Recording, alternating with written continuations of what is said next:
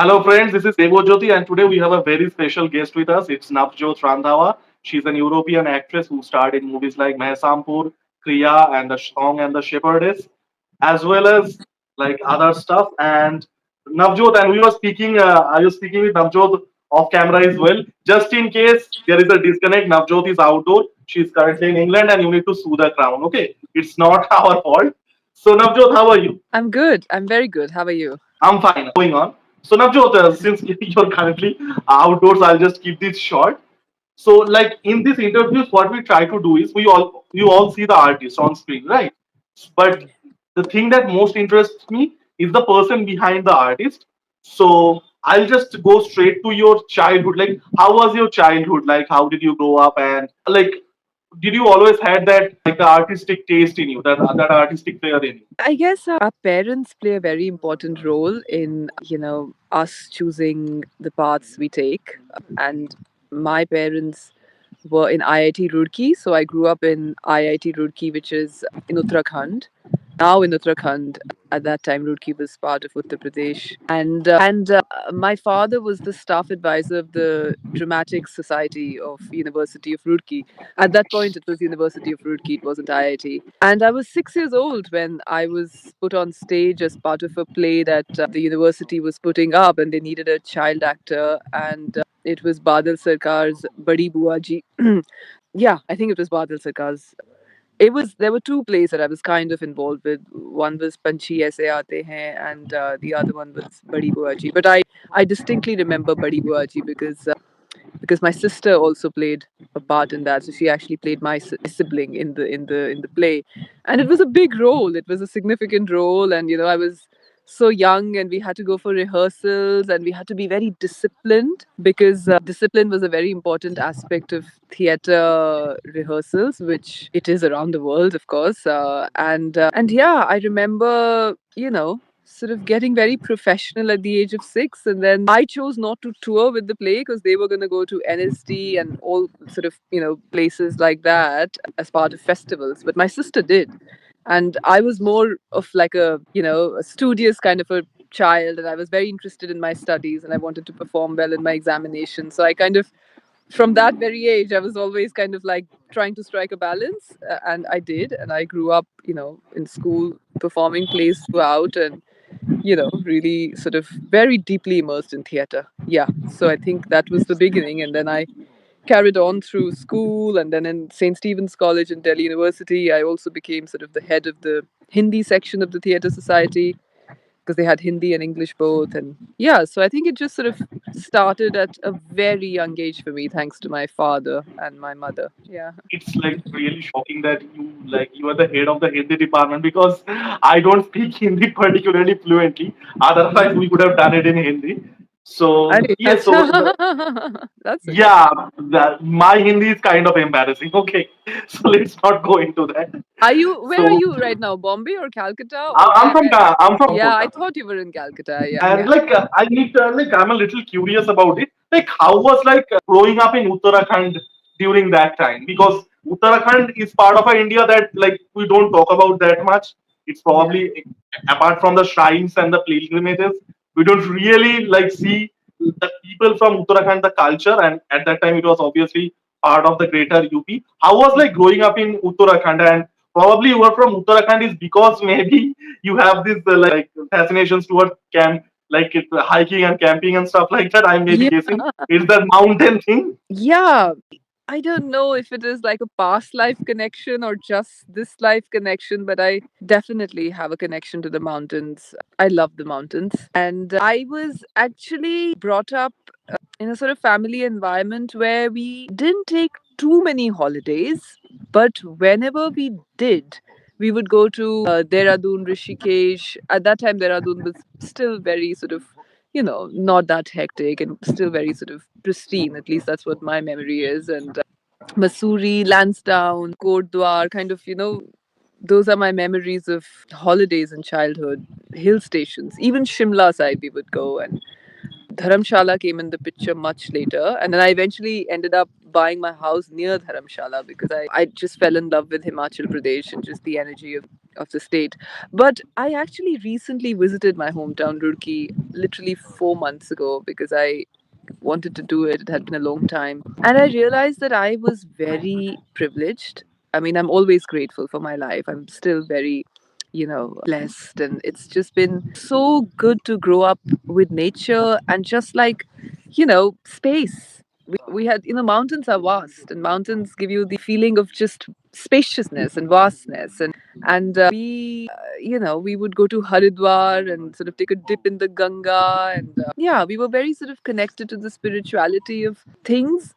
And at the same time, very much having fun in the hills like you do, so it was both very spiritual to grow up near the mountains and at the same time very, yeah, very sort of exciting. But I mean, there is a but to it in terms of the reality that was of Uttar Pradesh at the time. We there was always that safety issue, and my parents were very protective in terms of, like, where are we going cycling or where are we going out with our friends, because yeah, there was always that in the background somewhere, but I don't think it kind of dominated us because both me and my sister, we sort of ended up traveling quite a lot. And yeah, I think that Roorkee is a sort of a unique place because it's at the foothills, but it's also, surrounded by, yeah, I mean, the other towns and cities of UP and the villages. And there was a mixed energy, but thankfully I only deeply imbibed the energy of sort of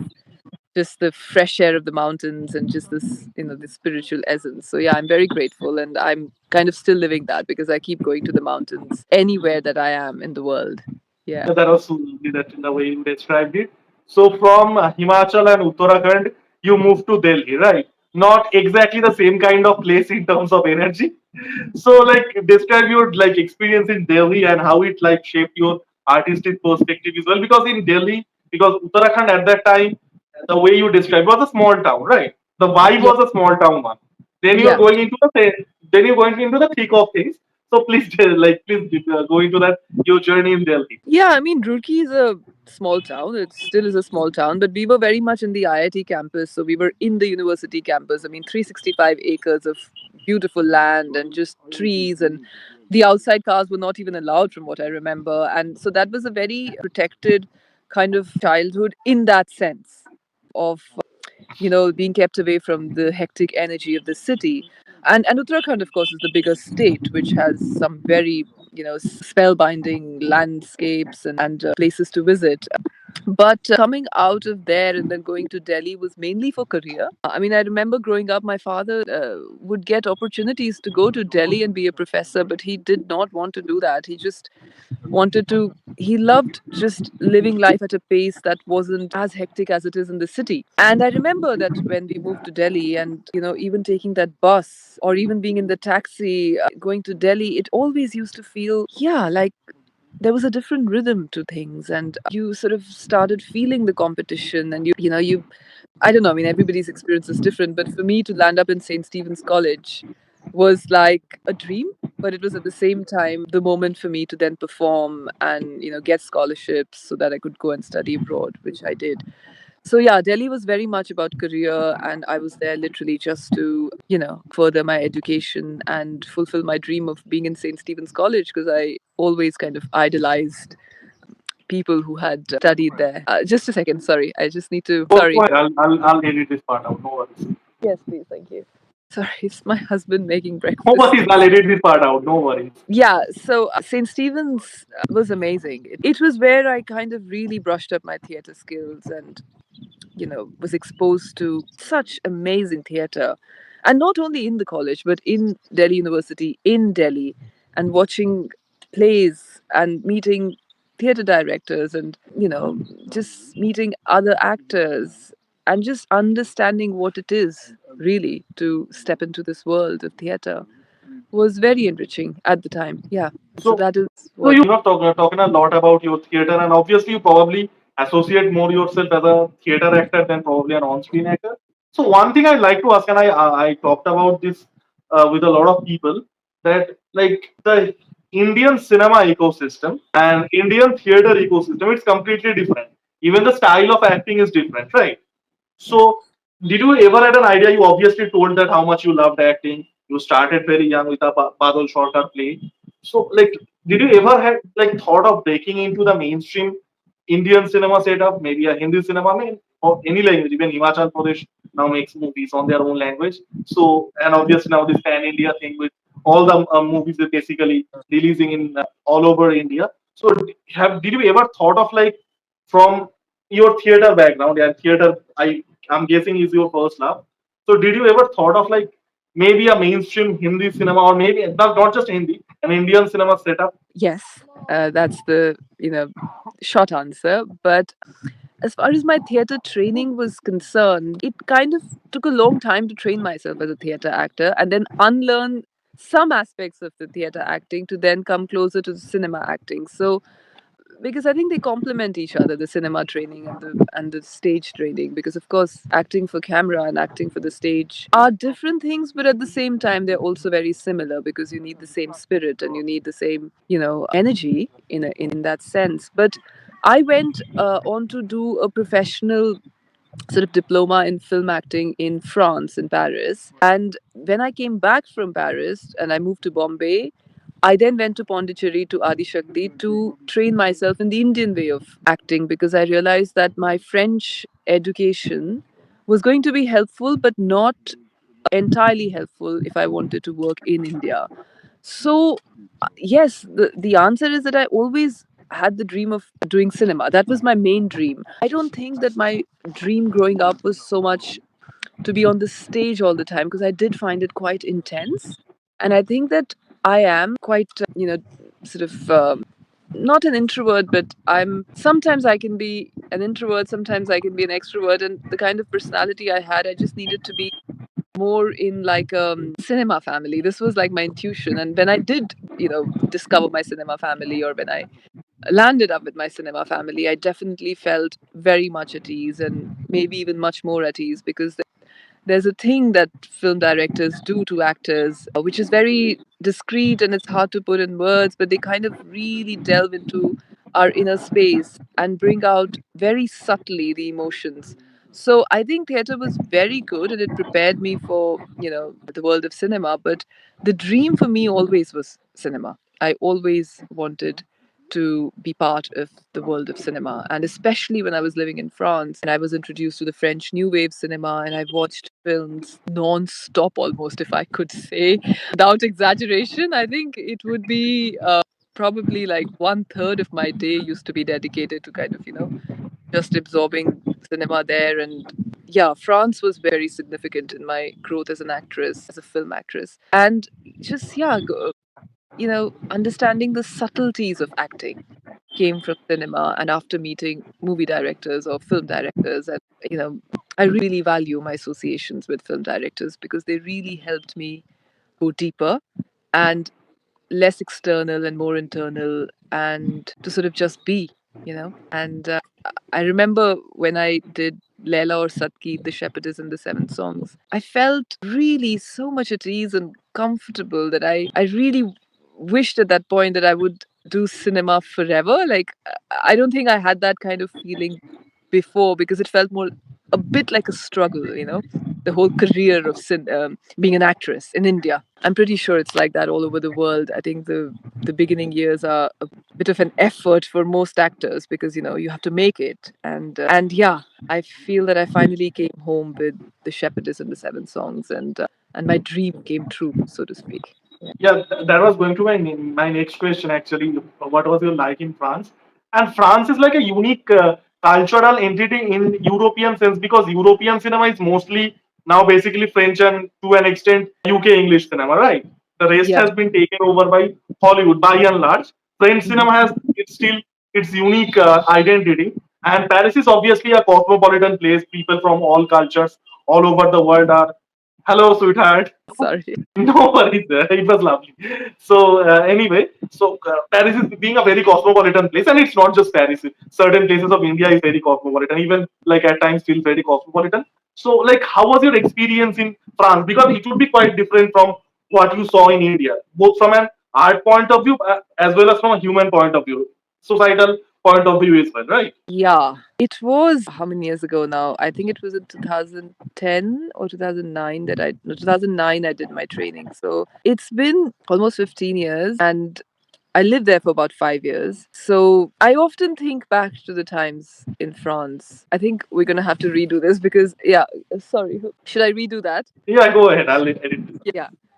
So France, all the 5 years, almost 5 years that I spent in France were quite significant in my journey as an actress because I think I was properly exposed to the beginnings of cinema and why we tell stories the way we do, in cinema, and understanding light and shadow and the the importance of silence and the importance of conveying without words, which I also found very interesting in physical theater, which I studied in France. Just talking with your body and not so much with words. And also French cinema can be very verbose. They have lots and lots of, you know, monologues like in French theater, but also in cinema the entire film could just be two people talking. And also therefore understanding the beauty of words.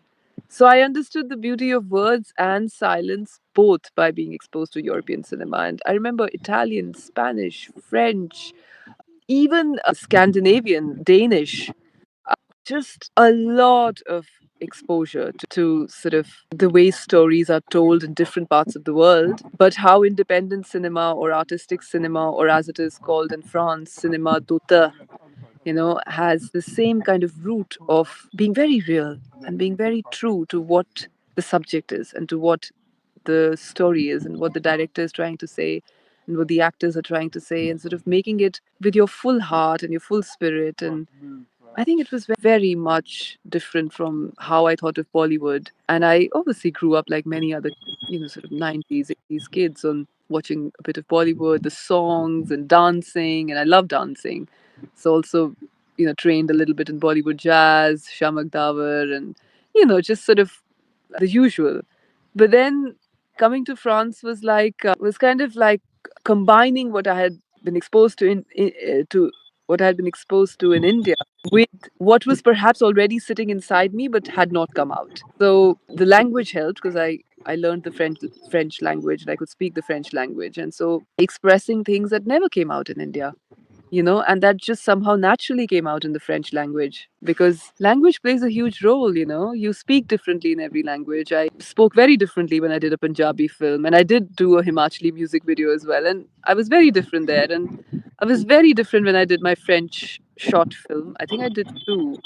It's, yeah, just understanding how we have these different aspects inside of us, and we're kind of not this one person that we see. We're actually made up of different parts, and it's so beautiful to be able to go and visit every part, sorry, through different kinds of cinema. Yeah. Yes, so you mentioned like two good, really good things. Yes, absolutely. The European cinema is much more minimalistic in nature, right? Hollywood is driven by spectacle, and even in a way, Indian cinema is driven by its own spectacle, which is song and dance and hero worship and like a guy punching and 20 guys flying out. Yeah. That sort of a thing. European cinema is much more minimalistic in nature. And you mentioned a really good thing, which like I noticed but never could articulate is the like how the tempo varies with the language, right? You will Mm. not speak something if you say something in Punjabi and if you say something in French, the tempo would be different. And so Yes. again, I obviously noticed it but never like could articulate it. So that was a really good thing. So now let's like move on to your acting career. Like how did your acting career begin? You mentioned your on-stage career began very early in India. So how did your on-screen career begin? Did it begin when you stayed in France or anywhere else? So in France, I started becoming very serious. I had invested emotionally, financially, and in many ways into now this cinema training. So I completed my course and I participated in Miss India France, which I was not even sort of technically fit for because it was for French girls with Indian origin. But I was an Indian girl living in France. But they let me participate because, whatever the jury thought, they sort of let me go through with it. And I won the grand jury prize for best talent. And that was for a poem that I recited, which I had written originally in Punjabi, which I then, with the help of a friend, translated into French and recited it in French. And I was noticed by a few people there, and that's how I guess a little bit of the wheel was set in motion. And then I came to Bombay and I started auditioning, and I auditioned quite a lot. And when I say quite a lot, it was perhaps not as much as, say, an actor does on an average, because I very quickly realized that for me, what was more important was to first build up a rapport with the person I'm going to work with and then audition. Like, I found it a bit impersonal to just go and sort of, do it like a mechanistic act, so to speak. Yeah, so I kind of started sort of wishing for and manifesting people that I would like to work with. And I went to audition for a play, and I met up with someone with whom I sort of co founded and started co managing a theatre company. And then we performed in really good venues like Prithvi Theatre. And it kind of started giving me more exposure to a bigger variety of people. And then I met Alec Padamsee at a party, and then he auditioned me for his next play, and then he cast me in a South Bombay kind of play where I got exposed to then the South Bombay people. And then, of course, all this while wishing to make films. So how it actually happened was that I was in Chandigarh and I had gone to audition for Neelam Mansingh, and I met her son Kabir Chaudhary, and we spoke, and he then sort of revealed to me that he was in the process of writing this film about Chamkila. And then slowly, after By working with Chamkila, you mean Amar Singh Chamkila, right? yes, and then sort of, I won't say working with me, but like slowly a little bit of getting to know each other and getting interested in my background, watching my short films from France. I think I think he sort of got more interested in the process I was going through of trying to make it, and his own process of trying to break into the movie industry as a director. And we combined that and we made this film called Mesampur, which was more about the process. And it was exactly what I had wished for, to have like a family kind of team. And, my main memories of that film, even as we're talking, is just being with people with whom you could breathe cinema in a way that it felt so nourishing, and at every step you felt like you were learning, and I was learning. Definitely I was learning, and I'm very thankful for that phase, because every time it felt like I got rid of one artificial layer and became more real. We do develop layers as we go along, trying to make a career. We sort of become, we become an amalgamation of sort of what we want to be and what the world wants us to be and what would bring us money. And we kind of sort of try to navigate all these spaces, and then when we are actually in front of the camera, we just have to let go of those layers and just trust what's going on. So that's what I learned during Mesampur. And yeah, just sort of shedding those layers and coming more in touch with my style of emoting. And yeah, it's such an important film for me. I'm trying to think back to the things that Kabir said to me. Like, he said things like, "You have to learn to swim with the sharks," and yeah, it was just like a dive into the deep end, and then just learning to swim. It was very brave, I think, for the director and me myself to also work with the body in the way we did, and trying to really express as authentically as possible. Yes, so you mentioned about like being through the process of making Mehesampu. And I think you probably did a lot of films that can be categorized as independent. And I'd like to ask you, like, how difficult is to make an film in India independently? Because I have spoken with people from America, they have like this crowdfunding source, right? And they have that ecosystem of independent cinema. Since you mentioned that you are like you are through the process, you are not just there as an actress, you are part of the family as per. Yes.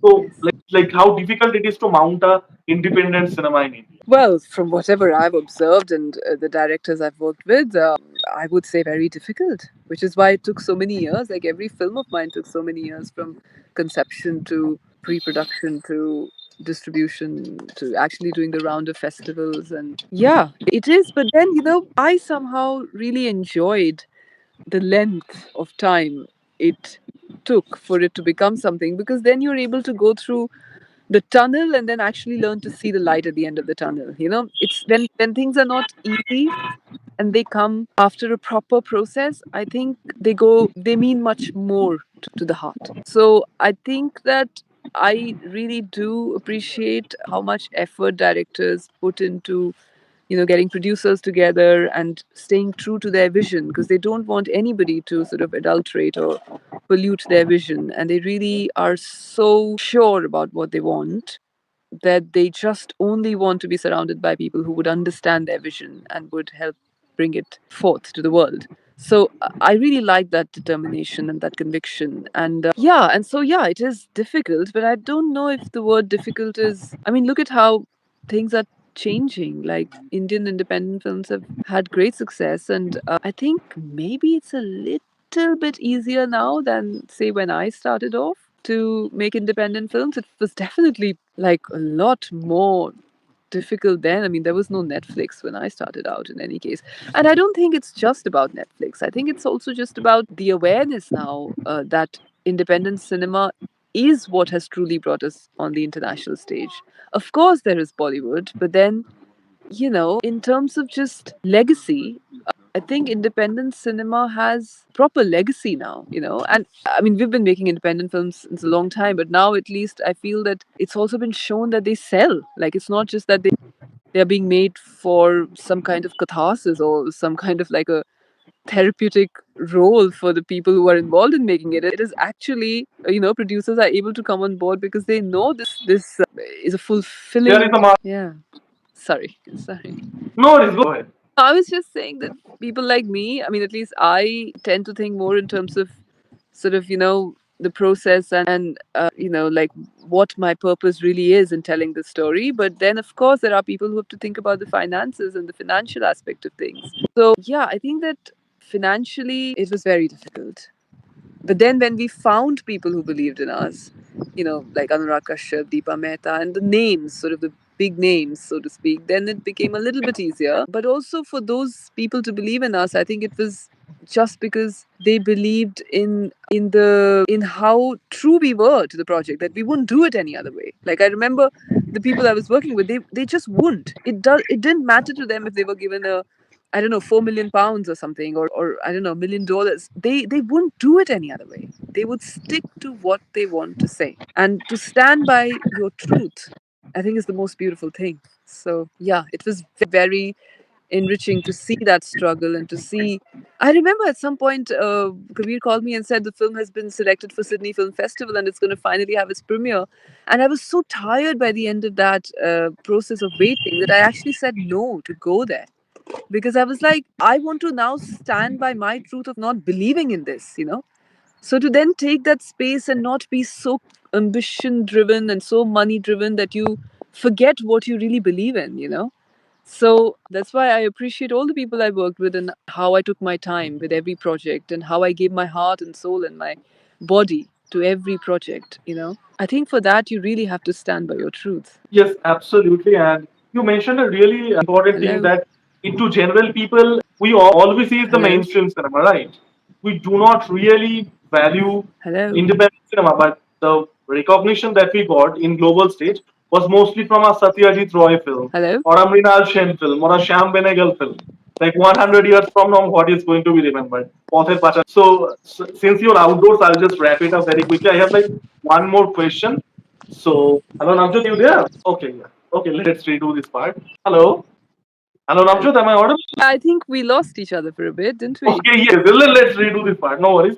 I'll just wrap it up Um, very quickly. could you tell me, where did you stop hearing me? I was speaking. Like let's rephrase this. I'll start the entire thing. So Navjot, you mentioned a really good point of being this divide between independent cinema and mainstream cinema. To general people, cinema is mainstream cinema, but if you go down the Indian cinema history, it's the independent cinema that got us the global recognition, right? It's the Satyajit Roy films, it's the Mrinal Sen films. So this discrimination between mainstream cinema and independent cinema, and as you mentioned, especially in a post OTT world, in a post Netflix, Amazon Prime world, there is a very significant market for independent cinema that probably people like don't understand. General people don't understand. So Navjot, since you are outdoors, I'll wrap it up very quickly. So I Thank have you. one more question. You have done independent cinema, you have done theater, and in independent cinema, you have got an international recognition. Your movies have traveled to film circuits. You, at the beginning of the interview, you mentioned that it was your dream of like breaking into mainstream cinema, right? The quote Yeah. unquote mainstream, what we call. So since now you have established yourself in this independent cinema ecosystem, do you still have the dream of breaking into mainstream cinema? Are you content with what you have become? Hello Navjot, am I audible? Hello Navjot. Hello Navjot, am I audible? Hello. Hello Navjot, am I audible? My gosh, I lost you there for like 5 minutes. God. I mean, Okay, so I'm now so sorry. I think it's definitely the connection at my end because, yeah, it's been giving me problems. okay, no worries. So Navjot, as I was telling you, am I audible now? Yes, yes, yes, Okay. yes. So Navjoti, you have established yourself in this independent cinema periphery, and there is a significant market for independent cinema in a post OTT world, right? In the Yes. post Netflix, post Amazon Prime world, there is a market for independent cinema that a lot of people may not understand. At the start of the interview, Navjot, you mentioned that it was always your dream into breaking into cinema, the quote Mhm. unquote mainstream cinema. So since now you have established yourself in this independent cinema ecosystem, your movies have traveled to various film festivals and everything. So are you content with yourself, or do you still want to break into the mainstream setup? No, I think I've come out of this whole trap of categories now. So I'm just content with what is being offered and the cinema that I'm doing or the people I'm working with. I've written a film. I've co-written two films actually, and hopefully we'll make one of them soon. And I've really enjoyed working with this director who actually made a Bollywood film and is now kind of making a more independent kind of film. And it's I think I'm definitely out of the illusion of sort of Bollywood. And when I started out, of course there was a bit of thrill, but now I've understood that we all have our place in the world, and just like that we all have a place that we sort of are made for in cinema. And I think I found that space and I'm quite happy with it. And no, I'm not trying to break into so-called mainstream cinema. No, not at all. But I'm definitely trying to make more work with the kind of people that I like and who are independent. And yeah, I definitely intend to keep working with them and to help them make sure that it reaches a wider audience and gets more recognition and everybody is paid properly. So yeah, definitely from that aspect, I would love it if we can all be paid like Bollywood actors are paid. But as far as the sort of illusion of making it a milestone, it's not really a milestone for me. I think success, the definition of success has really changed for me now. Okay, Navjot, thank you so much for your time. First of all, I really wish all the best because you're a very creative person, you're a very expressive person. So I would love to see what you bring behind the camera as well, not just in front of camera. And yes, the that you mentioned that you're now you have the categorization of a mainstream or a parallel or a independent cinema is past you now, which is a great thing because you are internationally well known now through this cinema, right? That is what made who you are. So yes, absolutely, it's like the bigger picture, right? Having that bird's eye vision. So thank you so much, Navjot. All the best for all the future work that you do. And since you're outdoors, happy hiking. Thank you so much. Thank you so